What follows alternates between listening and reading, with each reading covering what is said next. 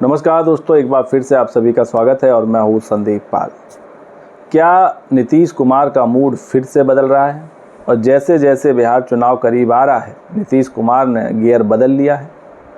अभी तक हर मौके पर आरजेडी को घेरने वाले, लालू यादव के जंगल राज का जिक्र करने वाले, 2005 से पहले क्या था बिहार और 2005 के बाद कैसा हुआ बिहार, इसका जिक्र करते हुए नहीं चूकने वाले नीतीश कुमार क्या अब अलग ट्रैक पर चले गए? और जो बीजेपी की लाइन लेंथ थी, चुनावी लाइन लेंथ थी, उसके अलग पिच पर वो बॉलिंग कर रहे हैं। दरअसल ये सब देखने को मिला बाबा साहब भीमराव अंबेडकर जयंती के मौके पर हुए भीम संवाद में, जहां नीतीश कुमार अपने पुराने रंग में दिखे। जिस विचारधारा की उनकी पार्टी रही है, जिस विचारधारा को लेकर वो सियासत करते रहे और जिस विचारधारा के चलते उनकी पार्टी इस मुकाम तक पहुंची है, उसी विचारधारा को आगे बढ़ाते हुए दिखे। और इस बात ने सबको हैरान किया कि जो संसद से लेकर सड़क पर हमेशा लालू यादव को घेरते थे, जंगल राज का जिक्र करते थे और ये बताने से नहीं चूकते थे कि 2005 से पहले और 2005 के बाद हमने बिहार के लिए क्या क्या किया, वो नीतीश कुमार एकदम अलग अंदाज में दिखे। इस बार उन्होंने अपने 5 महापुरुषों का जिक्र किया। वो 5 महापुरुष जिनको बीजेपी उतनी तवज्जो नहीं देती है जितनी समाजवादी पार्टियां देती। नीतीश कुमार ने कहा कि उनकी पार्टी 5 महापुरुषों को अपना प्रेरणा स्रोत मानती, जिसमें सबसे पहले महात्मा गांधी, बाबा साहब भीमराव अंबेडकर, डॉक्टर राम मनोहर लोहिया, लोकनायक जयप्रकाश नारायण और जननायक कर्पूरी ठाकुर। तो ये जो 5 महापुरुष हैं, इनकी जो विचारधारा है समाजवादी विचारधारा, यही विचारधारा नीतीश कुमार की पार्टी की है, यही विचारधारा समाजवादी पार्टी की है, यही विचारधारा जेपी की हुआ करती थी और इसी विचारधारा पर जनता पार्टी चला करती थी। तो इस बार जो भीम संवाद में नीतीश कुमार ने जिन बातों का जिक्र किया, वो कहीं ना कहीं ये बता रहा है कि एक बार फिर से नीतीश कुमार बीजेपी से अलग ट्रैक पर चल रहे हैं। उन्होंने कहा कि हम लोगों ने सभी जाति धर्म के लोगों के विकास के लिए हर प्रकार के काम किए, फिर चाहे वो दलित हो, महादलित हो, पिछड़ा हो, अति पिछड़ा हो, अपर कास्ट हो, लोअर कास्ट हो, अल्पसंख्यक हो, महिलाएं हो, सबके उत्थान के लिए उनकी सरकार ने काम किया है और किसी की उपेक्षा नहीं की। हालांकि जो वक्फ कानून बना, उसमें जब जेडीयू ने एनडीए का समर्थन किया तो उसके बाद ज़रूर एनडीए में मुस्लिम नेताओं के इस्तीफ़ों की कतार लग गई और उम्मीद की जा रही है और ऐसी आशंका जताई जा रही कि आने वाले दिनों में भी कुछ मुस्लिम नेता पार्टी छोड़ सकते।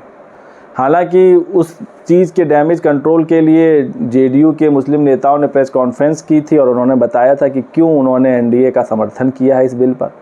खैर, वो तो मामला अलग हो गया, लेकिन उसका भी खामियाजा पार्टी को भुगतना पड़ सकता है। हालांकि नीतीश कुमार भी उसकी भी कोई ना कोई कार्ड ज़रूर निकाल लेंगे और मुस्लिम मतदाताओं को जेडीयू की तरफ खींचने के लिए कुछ ना कुछ प्लान ज़रूर चल रहा होगा।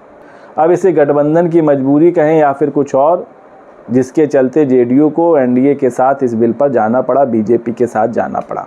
क्योंकि जिस तरह बीते कुछ दिनों से नीतीश कुमार की सेहत को लेकर चर्चाओं का बाजार गर्म है, उनकी सेहत को लेकर कई तरह के सवाल उठ रहे हैं और सार्वजनिक मंचों पर जिस तरह का वो आचरण कर रहे हैं, वो हर बार खबर बन जाती है, सोशल मीडिया पर उसके मीम्स बन जाते हैं। और जब भीम संवाद हुआ तो इस बार भी कुछ ऐसा ही हुआ, जब नीतीश कुमार ने अपने गले में पड़ी शॉल उतार कर, जो उनके करीबी मंत्रियों में एक हैं अशोक चौधरी, उनके गले में डाल दी। अशोक चौधरी ने भी इसका पूरे सम्मान के साथ इस्तकबाल किया और नमस्कार किया मुख्यमंत्री को, और मुख्यमंत्री भी मुस्कुराते हुए नज़र आए। तो ये तो खैर हंसी मजाक है, इसमें तो कोई ऐसा आचरण है नहीं जिस पर सवाल उठें। लेकिन इससे पहले कई बार सार्वजनिक मंच पर वो अपने आचरणों को लेकर सवाल के घेरे में आते रहे और अब तो ये भी कहा जा रहा है कि नीतीश कुमार सिर्फ चेहरा रह गए हैं और जो सरकार है वो सम्राट चौधरी चला रहे हैं। अब आप देख रहे होंगे कि सम्राट चौधरी को धीरे धीरे आगे किया जा रहा है और उनको एक तरह से सत्ता दे दी गई है और वो डिप्टी सीएम भी हैं, क्योंकि नीतीश कुमार की सेहत उतनी ठीक दिख नहीं रही है। और उनकी सेहत को लेकर विपक्ष लगातार हमलावर रहा है, फिर चाहे वो तेजस्वी यादव हो, मुकेश सहनी हो, कांग्रेस पार्टी हो या अन्य दल हो, वो नीतीश कुमार की सेहत को लेकर सवाल उठाते रहे। और सबसे ज़्यादा जो नीतीश कुमार पर इन दिनों हमलावर रहे हैं वो हैं प्रशांत किशोर। उन्होंने तो अपनी फ्लॉप रैली की वजह ही नीतीश कुमार को बता दिया, नीतीश सरकार को बता दिया, पटना प्रशासन को बता दिया कि इन लोगों के धोखे के चलते 2 लाख से ज़्यादा लोग उनसे मिलने से वंचित रह गए और इसी वजह से उनकी रैली फ्लॉप हो गई। लेकिन नीतीश कुमार ने जिस तरह भीम संवाद में एक अलग ट्रैक पकड़ा और वो पुराने अंदाज में दिखे, उससे अब लगने लगा है कि नीतीश कुमार कुछ बड़ा खेल करने वाले हैं आने वाले दिनों में। और क्या लालू यादव के लिए एक बार फिर उनके मन में संपत्ति चल रही है और क्या चुनाव आते आते कोई वो बड़ा डिसीजन लेंगे?